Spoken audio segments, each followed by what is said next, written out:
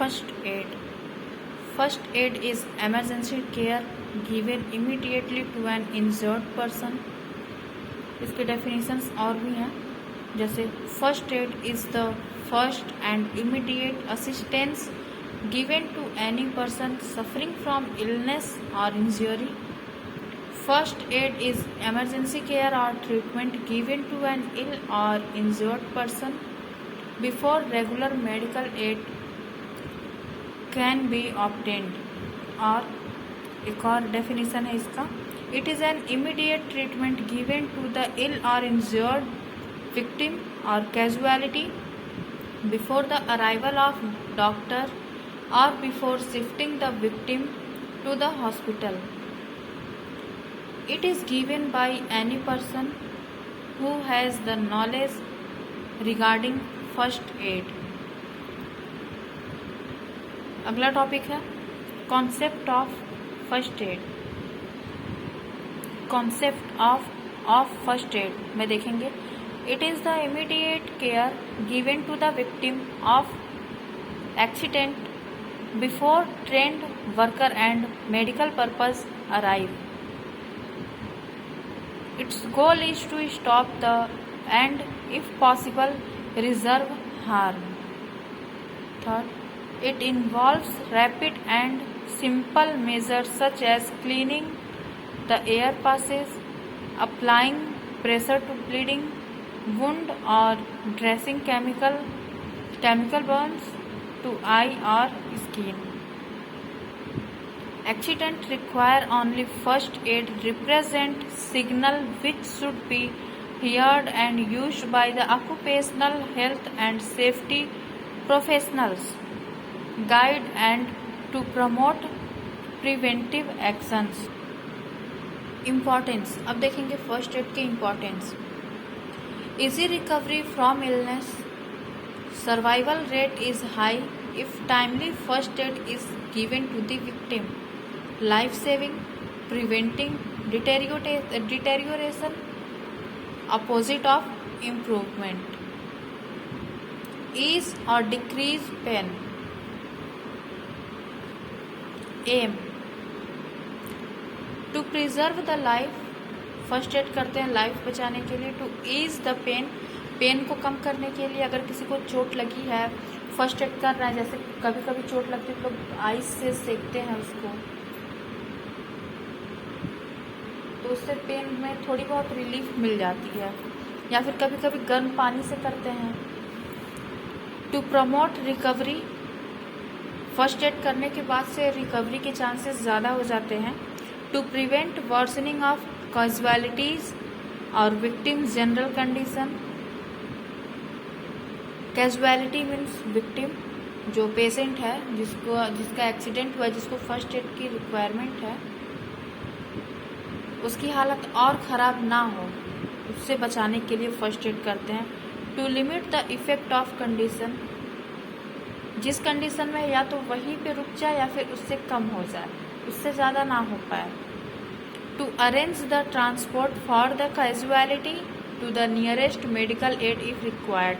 अगर रिक्वायरमेंट है उसको कहीं किसी मेडिकल एड के लिए ले जाने के लिए किसी हॉस्पिटल या फिर मेडिकल स्टोर की ज़रूरत है, तो उसके लिए किसी ट्रांसपोर्ट की अरेंजमेंट करनी होती है.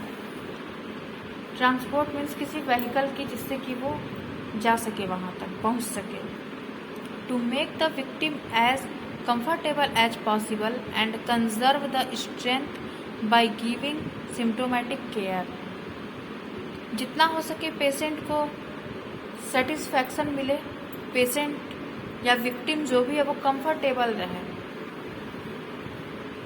और अगर पॉसिबल हो सके तो उसको जैसे उसके सिम्टम्स है उसी हिसाब से उसको केयर दें. अगर स्नेक बाइट है तो स्नेक बाइट का फर्स्ट एड करें. अगर बर्निंग है तो बर्निंग का करें. हार्ट फेल्योर में जा रहा है, हार्ट स्ट्रोक है तो उसके लिए करें. सांस नहीं चल रही है, सांस रुक रही है तो रिसक्सिटेशन कर सकते हैं. ऐसे सिम्टम उसके देखेंगे कि उसके सिम्टम्स क्या हैं, तब उसका कोई भी केयर करेंगे, कोई भी ट्रीटमेंट उसको देंगे. फर्स्ट एड हुआ या फिर कोई भी ट्रीटमेंट हुआ तभी देंगे जब उसके सिम्टम्स हम लोग रिकॉग्नाइज कर पाएंगे. उसके लिए किसी ट्रेंड पर्सन की भी ज़रूरत होती है कभी कभी। वैसे फर्स्ट एड तो कोई भी कर सकता है, जो इसके बारे में जानता है वही कर पाएगा। Principles of first aid: act quickly but quietly, take proper history and do priority wise care. अगर पेशेंट एबल है अपना हिस्ट्री बताने में कि अगर उसको पसीने बहुत हो रहे हैं, उसको घबराहट ज़्यादा हो रही है, चक्कर आ रहे हैं, वो बीपी का पेशेंट है, तो वो अगर एबल है कि वो अपनी हिस्ट्री बता सके कि हमें बीपी है, तो जो टैबलेट खाता है अगर एबल है बताने के लिए, उसके पास वो टैबलेट अवेलेबल नहीं है तो उसको अवेलेबल कराएं, उसको खिला सकते हैं। Don't handle casualty in Hari and in worry. कभी भी किसी भी विक्टिम या किसी पेशेंट को जल्दीबाजी में और घबराहट में हैंडल नहीं करना चाहिए। Check the patient circulation, airway and breathing. अगर पेशेंट बेहोश हो रहा है या फिर ब्लीडिंग उसको ज़्यादा हो रही है तो उसके सर्कुलेशन पे ध्यान देंगे। एयरवे, सांस ले रहा है कि नहीं, सांस सही से वो ले पा रहा है या नहीं, उसकी धड़कन चल रही है कि नहीं, ये सारी चीज़ें पहले चेक करने होंगे। Gain confidence of injured. अगर उसको कहीं चोट लगी है तो उसके लिए आपको ध्यान देना होगा कि अगर चोट लगी है तो उसका ट्रीटमेंट करें, या फिर चोट नहीं लगी है, कोई और मेडिकल कंडीशन है तो उसके लिए ट्रीटमेंट करें। Tell the relatives truthfully about the seriousness of casualty. Patients के पास अगर फ़ोन है या फिर कोई है जो साथ में है कहीं भी, तो उनके जो भी रिलेटिव्स हैं उनको जो भी बताएं पेशेंट के बारे में वो सही बताएं, ट्रूथफुली बताएं, बहुत ही सही बताएं कि पेशेंट कितना सीरियस है उसके पास, ताकि वो लोग जल्दी से पहुंच सकें। Don't let the crowd gather around casualty. जहाँ तक हो सके कोशिश करें कि पेशेंट के आसपास कोई क्राउड ना हो पाए, क्योंकि क्राउड होगा तो उसको सफोकेशन होने लगेगा। Work honestly and do not do any experiments. ईमानदारी से काम करें और कोई नया एक्सपेरिमेंट उस पर ना करें। किसी भी पेशेंट पे कोई फर्स्ट एड अगर करने जा रहा है तो फर्स्ट एड में ही कुछ लोग एक्सपेरिमेंट स्टार्ट कर देते हैं, अपना ट्रिक आजमाते हैं, तो ये सब ना करें। Observe the patient carefully for early sign of shock. अगर पेशेंट को शॉक आया है तो ऑब्जर्व करें पेशेंट को, उसके सिम्टम्स को, उसके साइंस को ऑब्जर्व करें। It is a life threatening condition that occurs when body is not getting enough blood flow due to lack of oxygen. Shock के बारे में बताया गया है जिससे जान भी जा सकती है, शॉक से जान भी जा सकती है, कभी कभी किसी की जान चली जाती है, जिसमें ब्लड फ्लो सही से नहीं होता है और ऑक्सीजन की कमी हो जाती है, तो पेशेंट को सांस लेने में बहुत प्रॉब्लम होने लगती है, तो उस हिसाब से उसको फर्स्ट एड देंगे। ये रहा प्रिंसिपल्स ऑफ फर्स्ट एड। पहला डेफिनेशन था, फिर उसके बाद से कॉन्सेप्ट ऑफ फर्स्ट एड, फिर इम्पॉर्टेंस था, उसके बाद एम्स था, अभी प्रिंसिपल्स ऑफ फर्स्ट एड। अब है golden rules of first aid. तो इसमें पहला रूल है, do first thing quickly, quietly and without panic, hurry. अगर किसी पेशेंट को फर्स्ट एड की ज़रूरत है, उसको नीड है, तो कभी भी घबरा करके कुछ नहीं करना चाहिए, परेशान होकर के नहीं, बहुत आराम से, बहुत शांति से करना होता है। Reassure the casualty and his relative सिम्पथेटिकली।